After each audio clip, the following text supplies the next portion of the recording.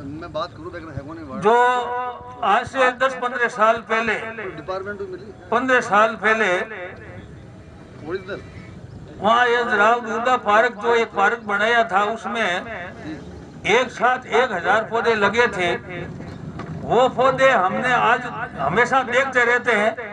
आज वो हरियाली एक बहुत बड़ा एक टापू बन गया और मेड़ता सिटी के जो ये एक ऑक्सीजन की जो फैक्ट्री बन गई, यही ऐसा ही होगा।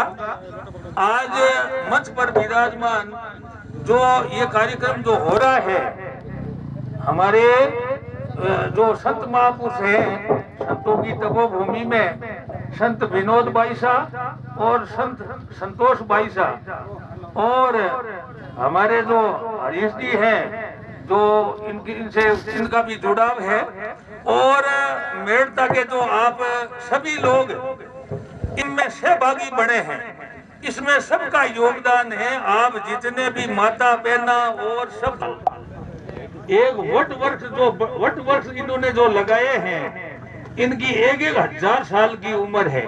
अब आप देख लो आदमी की कितनी उम्र है। आदमी तो 50 साल 60 साल 20 साल 30 साल 80 साल 100 साल से आगे तो कोई आदमी पार नहीं हो सकता।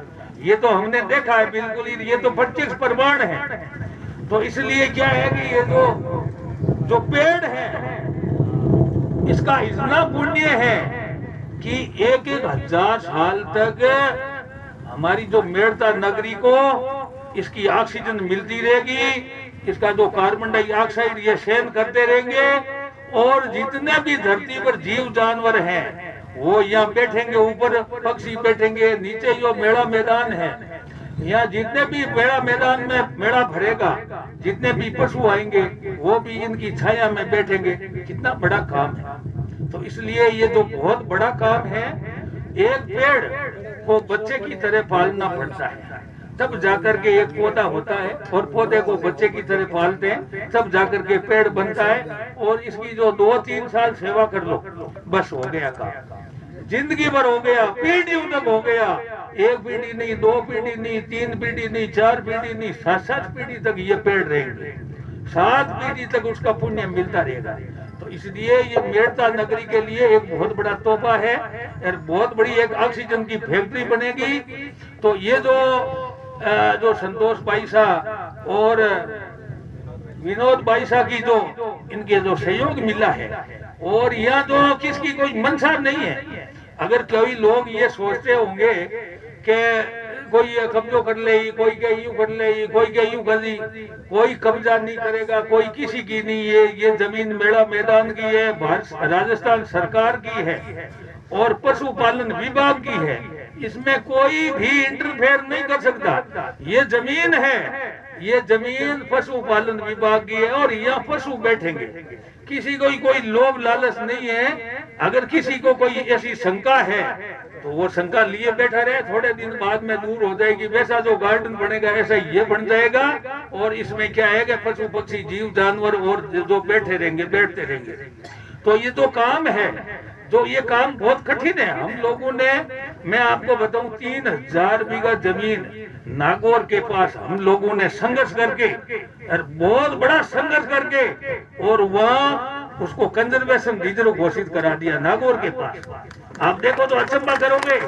2012 में कई लोगों ने विरोध किया, कोई ने किया ये कब्जे कर लेंगे, ये कर लेंगे, वो कर लेंगे, ये कर लेंगे। हमने राजस्थान सरकार से एक फाइल बना करके लेकर के गया और 3000 बीघा जमीन को कंजर्वेशन रिजर्व घोषित करवा दिया। आज उसको कोई टच नहीं कर सकता।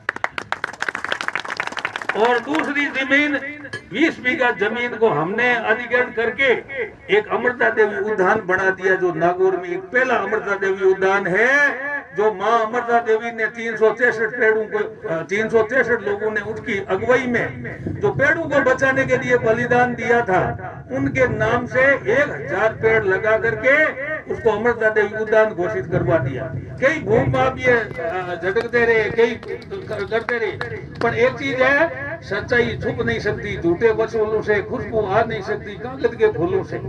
हम लोग जो काम करते हैं, जहाँ जाते हैं, पूरे राजस्थान के जो जितने भी जिले हैं, सब जिलों में मैं गया हूँ, वहाँ पौधारोपण किया है। और वो पेड़ लगाए हैं। मैंने मेरे जीवन में आज तक 7.5 लाख पौधे लगाए और जिसमें से 5 लाख पौधे पेड़ बन गए, 5 लाख पौधे पेड़ बन गए। और इतना हमने क्या डरते हो, हमने क्या है शिकारियों से इतना संघर्ष किया, 28 शिकारियों के खिलाफ मुकदमा दर्ज कराया और खुद के हर्जे खर्चे पर लड़ा और 13 शिकारियों को जेल में डलवाया और उनको कटघरे में खड़ा रहता था, सामने जज साहब बैठे रहते, सामने शिकारी खड़ा रहता था। वो कई अटपटे सवाल वकील उसको बचाने के लिए पूछते थे, पर मैंने हिम्मत नहीं हारी। कई बार उसकी शिकारियों की हाजिरी माफी कराई, पर मैंने हिम्मत नहीं हारा।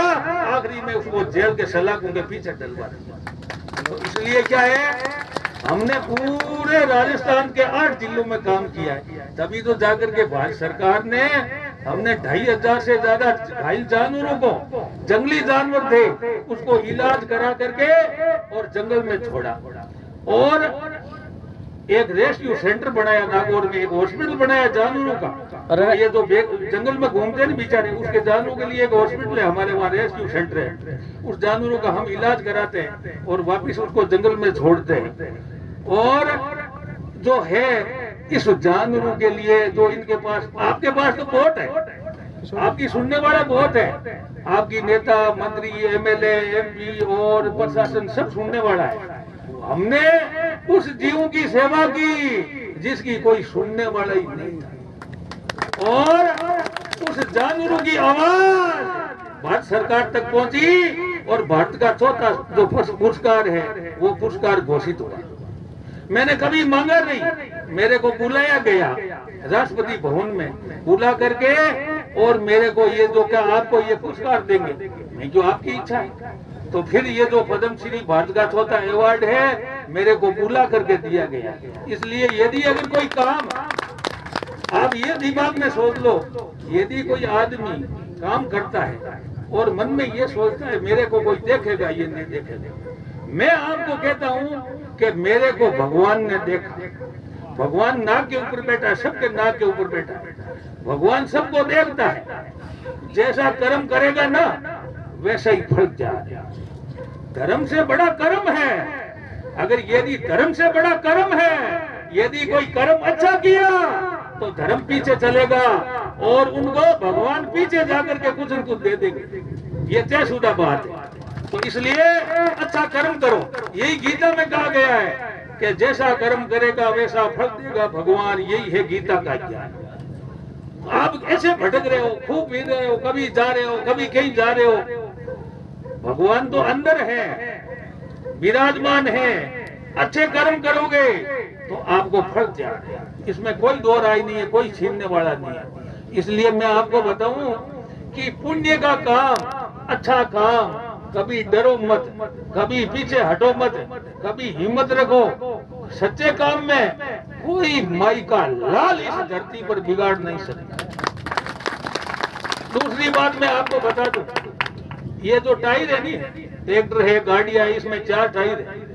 टायर के अंदर एक ट्यूब है, उस ट्यूब में क्या है कि पिंचर वाले हवा भर देते हैं और फिर वो एकदम टाइट हो जाता है, फिर कई किलोमीटर दौड़ करके आता है।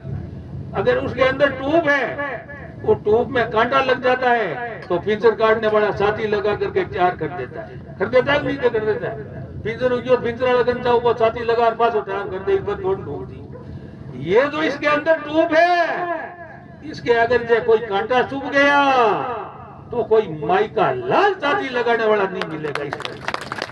ये बात देख लेना, जो इसके अंदर जो ट्यूब है, ये इसके अंदर भी ट्यूब है। ये जो मानव शरीर है ना, ये बात आपको आज तक किसी ने नहीं बताई है, मैं बताता हूँ कि इसके अंदर एक ट्यूब है।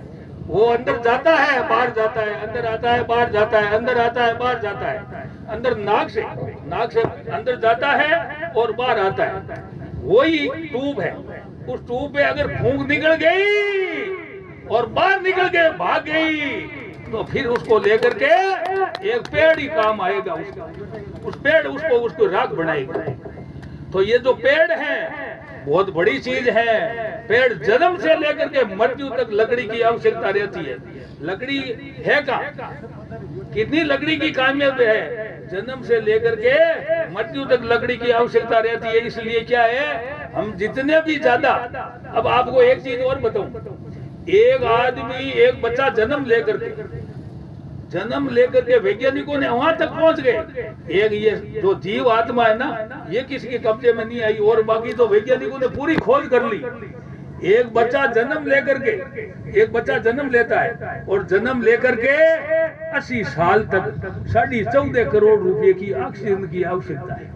ये ऑक्सीजन ले रहे हैं यार, ये ऑक्सीजन कहाँ से आती है, पेड़ों से मिलती है। ये ऑक्सीजन फोकट में ले ले हैं। भगवान ने कई चीजें अपन को दी है। ये सूर्य का जो लट्टू बना करके लगा दिया, अपन को फोकट में चांदना मिल रहा है सुबह से लेकर के शाम तक। अंधारे में शाम नहीं चलता, अगर चाहिए 24 घंटे ही अगर अंधारी रात कर देता तो अपन मुश्किल हो जाऊं, देखिए कर ही नहीं सकता। ये भगवान का लट्टू है। ये जो ऑक्सीजन ये भगवान ने दी हुई है और ये पेड़ों से मिलती है। तो ये प्राणवायु ऑक्सीजन नहीं मिली तो आदमी खाने के बगैर कुछ दिन समय जी सकता है। खाना है ना, अगर 5 दिन 10 दिन नहीं खावा तो यहाँ पर टेम निकाल सका। पानी अगर कुछ दिन नहीं पिया तो टेम निकल सके, पर प्राणवायु ऑक्सीजन अगर नहीं मिली तो 5 मिनट ही आदमी बच नहीं सके। ऑक्सीजन जावे कटो है कि नाक रमाकर जावे। अगर किसी को पता लगना है, थोड़ा नाक पकड़ करके मुंह बंद करके पता कर लो, आपको एकदम दम घुटने लग जाएगा 1 मिनट में यूं बस के। अब हाश आयो बोलो, कोई का आदमी ने पूछो मरियो किधर रहेगा, हाश को आयो। तो ये हाश अगर नहीं आया तो उसको तो मरना ही पड़ेगा, इसमें कोई दो राय नहीं। तो इसलिए आदमी की कोई जिंदगी कुछ नहीं है। आप तो करना है तो कर लो, जो कुछ करना है तो कर लो, चाहे 5 पेड़ लगा दो, 50 पेड़ लगा दो, 20 पेड़ लगा दो। मेरे लगाए हुए पेड़ वैज्ञानिकों के शोध के अनुसार प्रत्येक वर्ष 15 अरब रुपयों की प्राणवायु ऑक्सीजन हवा में उत्सर्जन कर रहे हैं। कितनी? 15 अरब रुपयों की ऑक्सीजन, प्राणवायु ऑक्सीजन हवा में छोड़ रहे हैं। तो मेरा तो उसमें कुछ, हम तो कोई टैक्स लगाते नहीं, हम कुछ लेते नहीं। तो ये तो मानव मात्र को मिल रही है। एक आदमी यदि 15 अरब रुपयों की ऑक्सीजन हवा में छोड़ता है तो फिर और तो क्या चाहिए। मैं आपको ये चीज बता दूं, हमने जो काम किया है वो 700 साल तक बोलेगा। चाहे आपके नेता मंत्री चाहे कोई काम कर दें, उस काम की उम्र कम है। हमारे काम की ये जो पेड़ पौधा आप लगा करके बड़ा कर दो, 700 साल तक इसकी उम्र है। यार ये एक चीज और बताऊं, एक शेड था, शेड ने 100 कमरों की एक धर्मशाला बनाई। सब लोग हम छोक इकट्ठे हुए, अच्छा भोजन जिमाया, सब अपन लोग खुशी मनाई। क्यों, सेठ जी ने बहुत बड़ा काम किया, 100 कमरों की धर्मशाला बना दी, इससे बड़ा और कोई पुण्य नहीं है। इतने में एक संत महापुरुष आए, इतने में एक साधु आए। महाराज ने कहा, महाराज धर्मशाला तो बनाई है, बहुत बड़ा काम किया है, बहुत बड़ा पुण्य का काम किया है, पर ये केवल आदमी के लिए ही है। इसके अंदर न तो पशु जा सकता, न पक्षी जा सकता, न प्राणवायु ऑक्सीजन देगी, न कार्बन डाइऑक्साइड लेगी, न जाने पेड़ के अनगिनत लाभ हैं, वो नहीं दे सकती। इसलिए सेठ जी आपको 5% पुण्य मिलेगा और 95% यदि कोई आदमी 100 पेड़ लगा करके बड़ा कर दे तो वो धर्मशाला से 95 गुना अधिक पुण्य 100 पेड़ों में मिलेगा। इसलिए ये जो पेड़ों का जो मामला है इसमें कोई पार ही नहीं है। इसकी अब एक कई तरह की कविता मैंने लिखी है, ये आपको दूंगा सबको। तो इसमें लिखा है, मारवाड़ी मोती बनाया हमने। इसमें लिखा, पेड़ है धरती छतरी, पेड़ री महिमा सामरे जितरी, पेड़ है धरती रो सुहाग, पेड़ है लगे जो मत दाग, पेड़ है मिनगरो साथी, पेड़ री महिमा दुनिया गाती, पेड़ है पशुआरो प्यारो और नीचे बैठे चरे चारो, पेड़ है पशुआरो प्यारो नीचे बैठे चरे चारो, पेड़ है भेड़ बकरी रो खानो।